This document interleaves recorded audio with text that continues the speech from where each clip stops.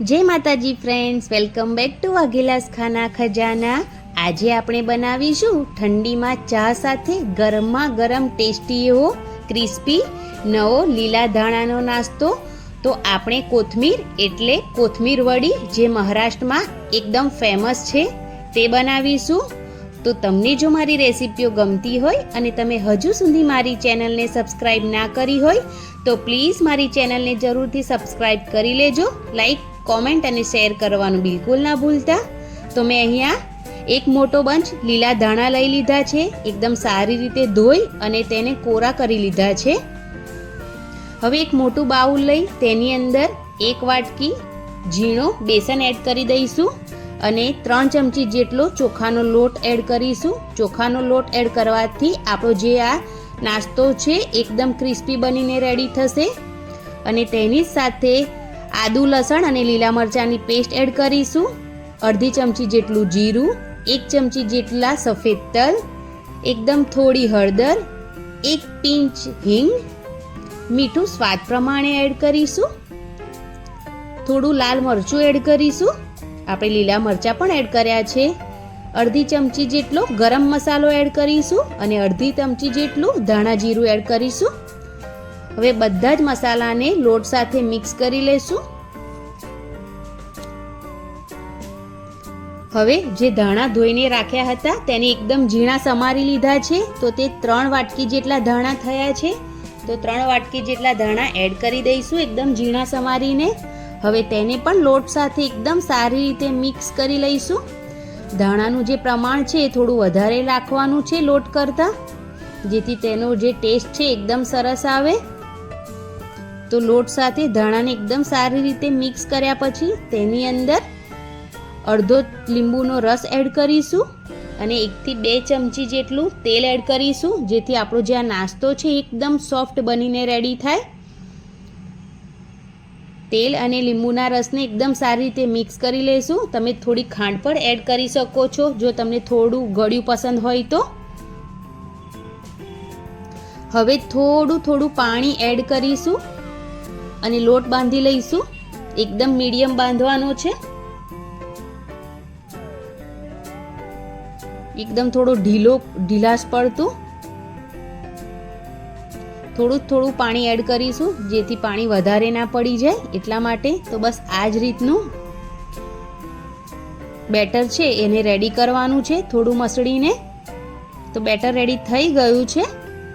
તો હવે મેં અહીંયા ડીશ લઈ લીધી છે, તેની ઉપર તેલ લગાવી દીધું છે અને હવે જે બેટર રેડી કર્યું છે તેને પાથરી દઈશું।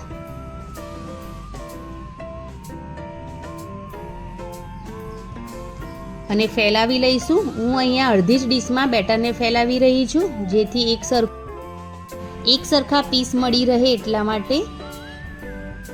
તો બેટરને એકદમ સારી રીતે હાથની મદદથી ફેલાવી દઈશું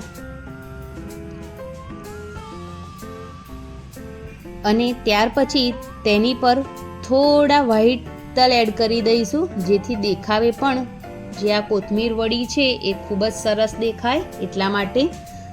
જો તમને વ્હાઈટ તલ પસંદ ના હોય તો તમે સ્કીપ પણ કરી શકો છો। વ્હાઈટ તલ એડ કર્યા પછી મેં પહેલેથી સ્ટીમર ગરમ કરવા માટે મૂકી દીધું છે પાણી ભરીને। તો હવે તેની અંદર આ ડીશને આપણે મૂકી દઈશું અને કમસે કમ 12 થી 15 મિનિટ માટે આ કોથમીર વડીને આપણે સ્ટીમ થવા દઈશું।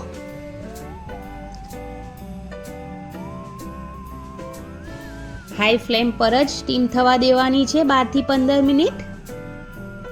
તો 15 મિનિટ જેવું થઈ ગયું છે। તો હવે આપણે ચેક કરી લઈએ ચાકુની મદદથી। તો ચાકુ નાખીએ તો ચાકુ એકદમ ક્લીન બહાર આવે છે, એટલે આ નાસ્તો છે એકદમ સરસ સ્ટીમ થઈ ગયો છે, બફાઈ ગયો છે। તો હવે તેને આપણે બહાર કાઢી લઈએ અને તેને ઠંડો થવા માટે મૂકી દઈએ। હવે થોડો ઠંડો થઈ ગયો છે, તો હવે તેના પર આપણે ચાકુની મદદથી કટ લગાવી લઈશું। એકદમ નાના ચોરસ કટ લગાવવાની છે, એકદમ નાના ટુકડા થાય એ રીતના। ખૂબ જ આસાનીથી કટ લાગી જાય છે। તો બંને સાઈડથી એકદમ સરસ કટ લગાવી લઈશું. તો હવે તેને ડીશમાંથી અલગ કરી લઈશું નાસ્તાને. તો એકદમ ટેસ્ટી એવો કોથમીર વડી રેડી છે. તમે આમ પણ તેને ખાઈ શકો છો, પણ આપણે તેને હજુ ફ્રાય કરીશું, કેમ કે મહારાષ્ટ્રમાં જ્યારે આ બને છે તો ફ્રાય જ થાય છે, એટલે આપણે પણ તેને ફ્રાય જ કરીશું એટલા માટે. તો અહીંયા મેં તેલ ગરમ કરવા માટે મૂકી દીધું છે અને તેલ એકદમ સરસ ગરમ થઈ ગયું છે.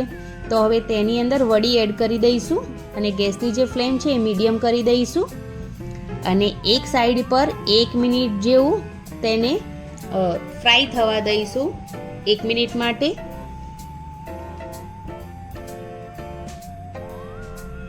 તો હવે 1 મિનિટ થઈ ગઈ છે એક સાઈડ ફ્રાય થતાં. તો હવે બીજી સાઈડ પલટાવી દઈશું અને બીજી સાઈડ પર 1 મિનિટ જેવું તેને ફ્રાય થવા દઈશું, જ્યાં સુધી તેનો કલર ગોલ્ડન બ્રાઉન જેવો ના થાય ત્યાં સુધી તેને ફ્રાય કરીશું. ઉપરથી એકદમ ક્રિસ્પી ના થઈ જાય ત્યાં સુધી તેને ફ્રાય કરવાની છે.